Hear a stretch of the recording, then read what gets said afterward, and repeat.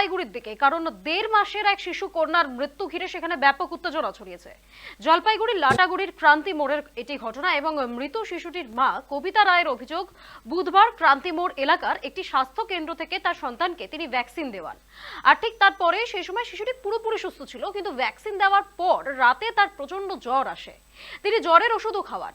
এর কিছুক্ষণ পরেই শিশুটি জোরে হাঁচিয়ে দিলে তার নাক এবং মুখ দিয়ে কফ এবং রক্ত বের হয়। ধীরে ধীরে শিশুটি ঝিমিয়ে পড়তে থাকে এবং তৎক্ষণাৎ শিশুটিকে জলপাইগুড়ি মেডিকেলের মাদার অ্যান্ড চাইল্ড বিভাগে নিয়ে যাওয়া হয়। সেখানে কর্তব্যরত চিকিৎসক শিশুটিকে মৃত বলে ঘোষণা করেন। ঘটনায় পরিবারের দাবি, ভ্যাকসিনের পার্শ্ব প্রতিক্রিয়ার কারণে এই ঘটনা ঘটেছে।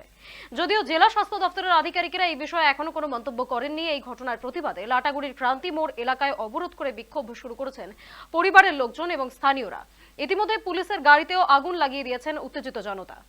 এই ঘটনা সম্পর্কে আরো বিস্তারিত জানিয়ে নেব। আমাদের সঙ্গে টেলিফোনে রয়েছেন আমাদের প্রতিনিধি সানি রায়। সানি, এটি একটি বলা চলে মারাত্মক অভিযোগ যে স্বাস্থ্য কেন্দ্রে নিয়ে যাওয়ার পর একটি শিশুকে ভ্যাকসিনেশন করানোর পর সেই শিশুর মৃত্যু আর ভ্যাকসিনেশনের পার্শ্ব প্রতিক্রিয়ায়, এটা কিন্তু গুরুতর অভিযোগ বলা যায়।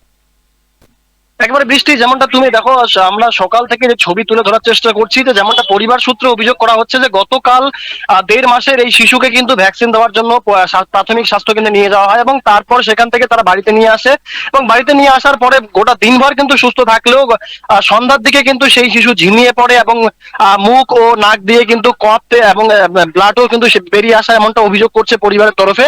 এবং তারপরেই তারা কিন্তু জলপাইগুড়ি যে হাসপাতাল রয়েছে সেখানে তারা চিকিৎসার জন্য নিয়ে যায় এবং সেই চিকিৎসা নিয়ে যাওয়ার পরের থেকেই কিন্তু যে ছবিটা ফুটে উঠছিল যে কর্তব্যরত যত চিকিৎসক তাকে একেবারে মৃত বলে ঘোষণা করে এবং তারপরেই আজ সকাল থেকে কিন্তু গোটা ক্রান্তি এলাকা কিন্তু উত্তেজিত হয়ে পড়ে। এবং যেমনটা তোমাকে জানিয়ে রাখবো যে এখনো পর্যন্ত যে ছবি ফুটে উঠছে, সকাল থেকেই কিন্তু উত্তেজিত জনতা একেবারে রীতিমতো পরিবারের লোকজন এক মৃত শিশুকে কোলে নিয়ে কিন্তু রাস্তায়, অর্থাৎ জাতীয় সড়ক 31 নং, সেখানে কিন্তু তারা পথ অবরোধে সামিল হন এবং উত্তেজিত জনতা একের পর এক কিন্তু দীর্ঘ একটা লম্বা সময়, সকাল থেকে এখন বিকেল, প্রায় বিকেল বলা চলে, এখনো পর্যন্ত তারা কিন্তু বিক্ষোভে সামিল হয়েছেন। এবং বিক্ষোভকারীরা যেমনটা অভিযোগ করছেন যে যতক্ষণ না পর্যন্ত জেলা শাসক এই ঘটনার পূর্ণাঙ্গ তদন্ত করছেন এবং সশরীরে উপস্থিত না হচ্ছেন, তারা কিন্তু অবরোধ থেকে উঠবেন না। এবং অবরোধের যে দেখা দিয়েছে যে স্বাস্থ্য কেন্দ্র থেকে শিশুটিকে ভ্যাকসিনেশন করানো হয়েছিল, এখানে আমারও একটি প্রশ্ন আছে যে স্বাস্থ্য কেন্দ্র থেকে শিশুটিকে ভ্যাকসিনেশন করানো হয়েছিল সেখানে কি পরিবারের তরফ থেকে কোনো অ্যাপ্রোচ রাখা হয়েছে?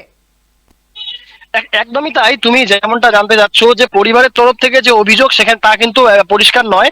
এবং আজকে যে ছবিটা ফুটে উঠছে, যেমনটা পরিবারের তরফ থেকে বলা হচ্ছে যে তিনটি ভ্যাকসিন দেওয়ার ফলেই কিন্তু তাদের শিশুর মৃত্যু হয়েছে, তারা অভিযোগ এমনটা করছে।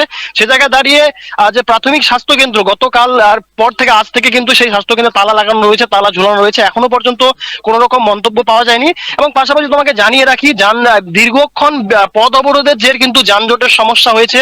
এবং পাশাপাশি যে নর্থ বেঙ্গল যে রাষ্ট্রীয় পরিবহন সংস্থা রয়েছে, উত্তরবঙ্গ রাষ্ট্রীয় পরিবহন সংস্থা, সেই সংস্থার তিনটি গাড়ি কিন্তু ইতিমধ্যেই ভাঙচুর করে দেওয়ার অভিযোগ উঠছে বিক্ষোভকারীদের বিরুদ্ধে। এবং সেই ছবি আমরা সরাসরি তুলে ধরার চেষ্টা করছি সকাল থেকেই। এখনো পর্যন্ত বিরাট পুলিশ বাহিনী পাশাপাশি র্যাব নামানো হয়েছে ঘটনাস্থলে। এখনো পর্যন্ত গোটা এলাকা কিন্তু, গোটা ঘটনাস্থল উত্তপ্ত রয়েছে।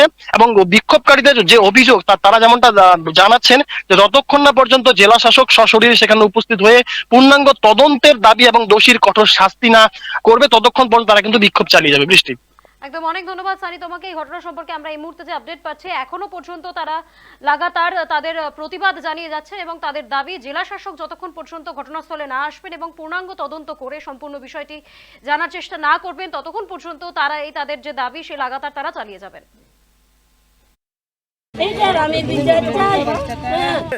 এর দায়ী কে নিবে? প্রশাসন যদি নেয় নাও। তিনটে বাচ্চা এখন স্কুলে পড়ে আছে।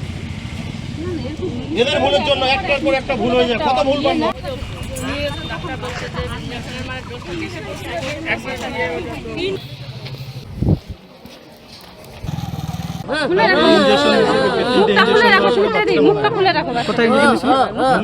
ইনজেকশনটা কোথায় দিয়েছিল? গতকাল কটার দিকে ঘটনা হয়েছে? তো আপনার বক্তব্য কি এখন? বক্তব্য এখন শাস্তি চাই। এই বাচ্চা মনে করে একটা ইঞ্জেকশন জায়গায় 3টে ইঞ্জেকশন মারে, হয়তো উনি মিশে করতে পারে না, তো ওনাকে চেক আপ করতে হবে না। এই বাচ্চাটা সুস্থ ছিল, একদম সুস্থ, কিছুই ছিল না, জ্বর সর্দি কিচ্ছু ছিল না। ভালো বাচ্চাটাকে নিয়ে গেলাম, ইনজেকশন দিলাম, আমি ভিডিও করে রাখছি। ইনজেকশন দিলাম, দেওয়ার পরে বাড়ি নিয়ে আসলাম, ভালোই আছে। জ্বরের ওষুধ দিতে চাইছে, আমি বলছি জ্বরের ওষুধ বাড়িতেই আছে, জ্বরের ওষুধ খাওয়াবো। তারপরে নিয়ে আসলাম, নিয়ে আসার পরে দেখতেছি যে বাচ্চাটা জ্বর আসতেছে হালকা হালকা, ওষুধটা খাওয়াইলাম, ঠিকই আছে। হঠাৎ করে বাচ্চাটা এমন হাঁচি দিল, নাকে মুখে রক্ত বের হয়ে গেছে।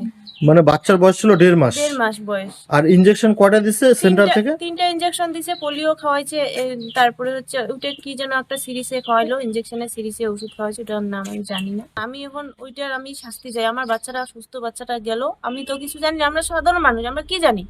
তারা তো বলবে না যে 3টা ইনজেকশন নিতে পারবে কিনা বাচ্চাটা, এটা তো বলবে না, একদম বলে একদম। নাই। তার জন্য আমি ওইটার শাস্তি চাই। ও সিজার হয়েছে 8 মাসে, ওর বয়স হয় নাই। ও কি করে ওরা 3টে ইঞ্জেকশন দিল? বাচ্চাটা ইঞ্জেকশন দেওয়ার পরে নাক মুখে রক্ত বেরোলো, বাড়ি আনার পরে রাত্রি বাজে তখন 12:30। তারপর সঙ্গে সঙ্গে গাড়ি করে আমরা জলপাইগুড়ি নিয়ে গেলাম। জলপাইগুড়িতে ডাক্তার দেখলো, বললো যে তোমার বাচ্চাটা ইঞ্জেকশনটা নিতে পারে নাই, এই জন্য নাই।